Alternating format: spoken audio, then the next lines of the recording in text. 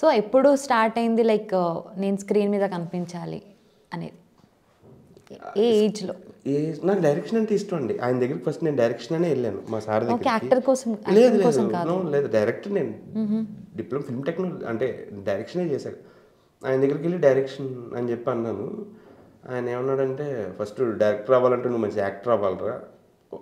So ఏంటంటే నీకు ఆ యాక్టింగ్ వస్తే ఆయన ఇచ్చిన సజెషన్ మీకు అంటే ఫస్ట్ ఏ డైరెక్టర్ కానీ ఫస్ట్ యాక్టింగ్ రావాలి కదా. అంటే ఇప్పుడు నేను డైరెక్షన్ చేస్తున్నాను, నా పక్కన నా ఆర్టిస్ట్ నేను చెప్పుకోవాలి కదా, ఇలా పెట్టు, ఇలా చేయి, అలా చేయి. సో ఫస్ట్ నేను యాక్టర్ అయి ఉండాలి డైరెక్టర్ కన్నా ముందు. సో అది చెప్పాడు మాట, కరెక్టే కదా అని చెప్పని ఫస్ట్ యాక్టింగ్ నేర్చుకుని దాని తర్వాత డైరెక్షన్.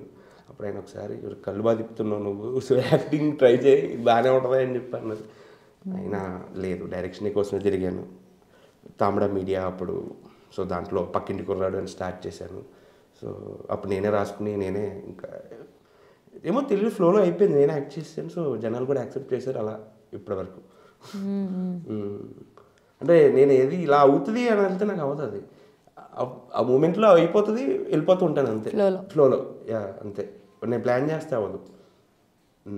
లైక్ ఇంట్లో సపోర్ట్ ఎలా ఉండేది బిగినింగ్ స్టేజ్ నుంచి? డైరెక్షన్ సైడ్ వెళ్తానంటే ఎవరు నమ్ముతారు? నమ్మలేదా? ఎవరు అంటే అంత ఈజీ కాదు కదా. అంటే ఈజీ కాదు కదా. అంటే ఎవరికైనా సరే నాట్ ఏ స్మాల్ జోక్ అది. అంటే వాళ్ళకి తెలుసు ఆ భయం, ఇది ఏమైపోతాడో ఏంటో.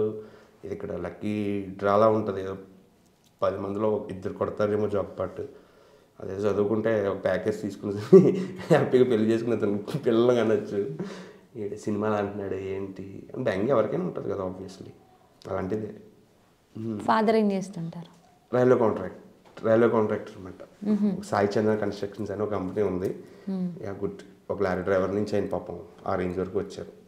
హ్యాపీ అంటే ఏ రేంజ్ కాదు, సెటిల్ చేశాడు పాపం. ఓకే.